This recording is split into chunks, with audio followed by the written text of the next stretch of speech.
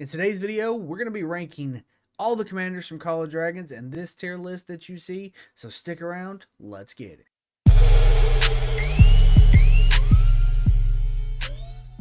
Welcome back to CO Gaming, and today we are going to rank all of these commanders from Call of Dragons. This is going to be kind of for PvP and PvP only, with the exception of Pan that will go into the gathering section of this video. So that's where we will start this at, as we will stick her in the gathering. She really isn't all that useful for PvP, so we're just going to stick her there. But to kind of kick the real things off, we will start from kind of the bottom and work our way to the top. So to start this off, we're going to start off with Bakar. Bakar really, he can be useful in a infantry style build, but really isn't all that useful as far as what you should use.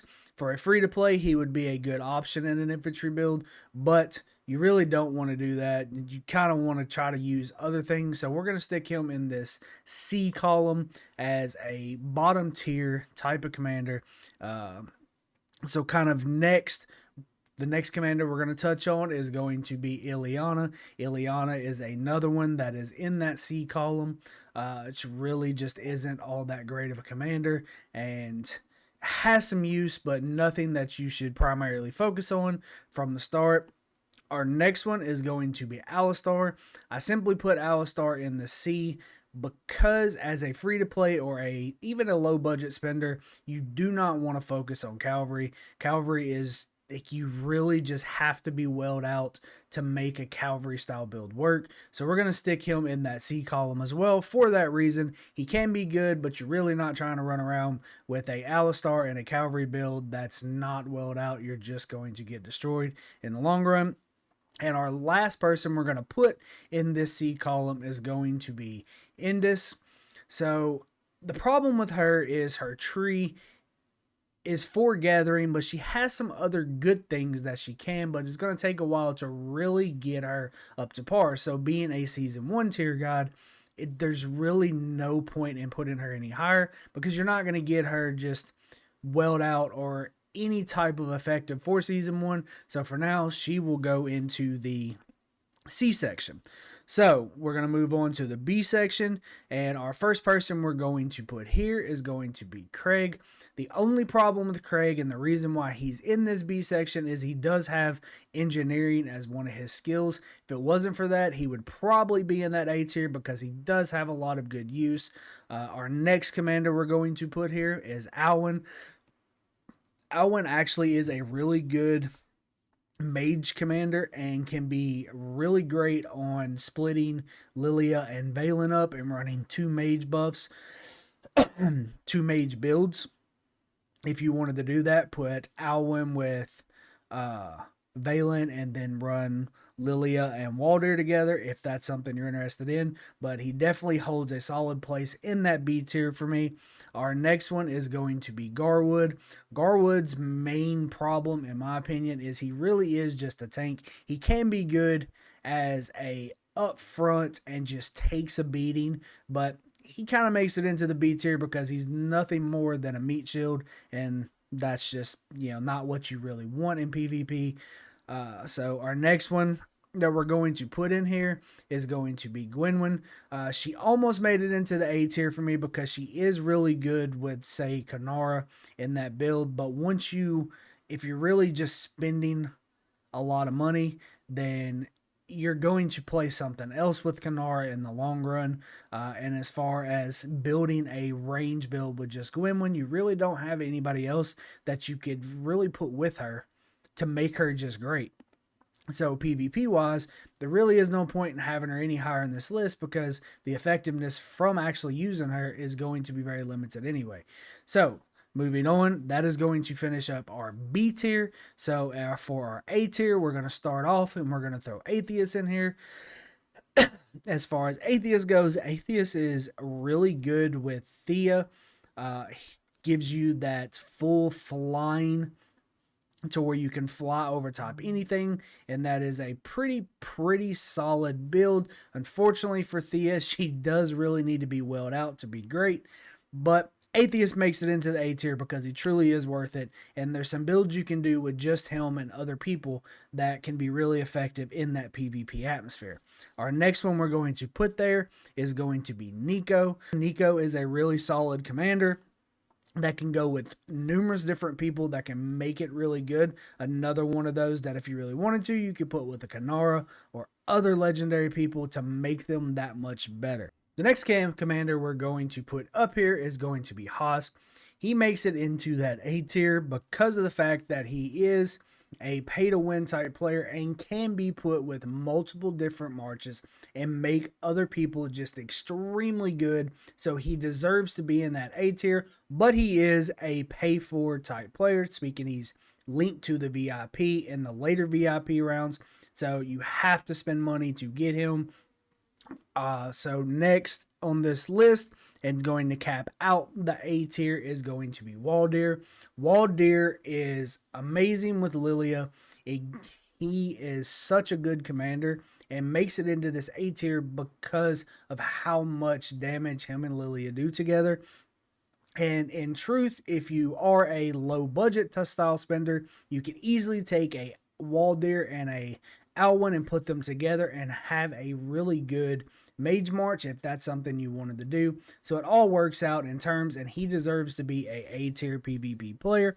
So moving on to our S. So with this S is the people that are here are going to be your more primary well-style players. Like you're just going to have to well out in this game for them to be really good. So kicking this off, we're going to start off and we're going to put Bakshi in this category. Bakshi comes from, now you can get him from the chest, but before you can only do it from the lucky spin. But he still is one of those commanders that you have to well out and you need your skills to be really good for him. And high certain ones at least. And he also goes with another commander that's in this list that we're going to throw in here next, which is going to be Emery's. Either way you go, Emery's and Bakshi are going to play together, and that's going to be your best cavalry build in this game, hands down, but it is a welled out type of build. So both of those make it into that S category because of that reason, with it being so heavy well status and so much money to really make them just OP in general.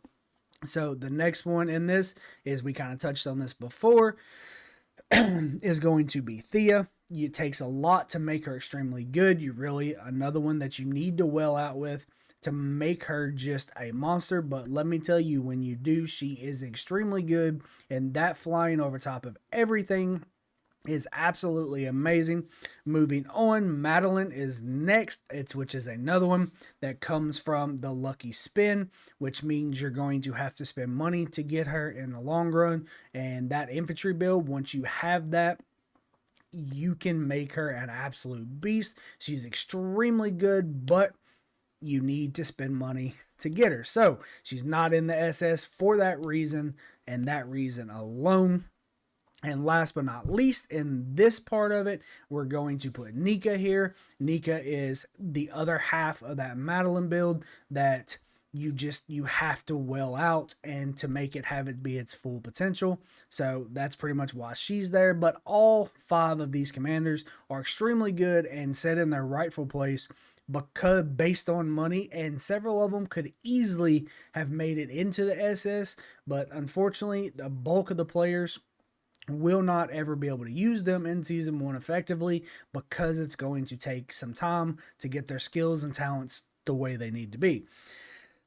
Last but not least, we're going to throw Lilia as our primary in the SS. She is pay, but she's low VIP pay. It's not just crazy, but even lower talents, she still is absolutely amazing. You pair her with Valen, you pair her with Waldir, that burst damage and the AoE that she does, it just cripples people, and she does so much damage. She's good for PvE, and effectively she's extremely good for PvP. So she kind of sets as the first in the SS. After that, we will throw Valen in that SS as well, because he is another one that does really good burst and AoE style mage damage. just burns everything around him down, same as Lilia, and you can pair them together, and it is a nasty build overall. And last but not least, we are going to throw Kanara there because she is probably the best range damage in the game, hands down. She's extremely good for PvE and almost essential to all of your PvE raid type stuff with your behemoths. So she sits there because of that reason, and she's extremely nasty in a PvP when you can just sit back with a large group and just tear people up, especially if you have that Shadow Blades. That item is nasty, and she deserves to be in an SS. That is pretty much it. The only commanders left out of this tier list are your blues, and most of your blues would end up in that gathering section no matter what you do. They all are primarily gatherers and help you in the long run. So even if I had them here, that's where they would end up at. But we will do a Season 2 guide when the Season 2 finally starts here in the next several weeks as the Season 1 start to wrap down. And that will be that. So if you enjoy the content, consider hitting that subscribe button. Smash the like button on this video. If you want to join the community for the CO Nation, click on the link in the description. Until next time, CO out.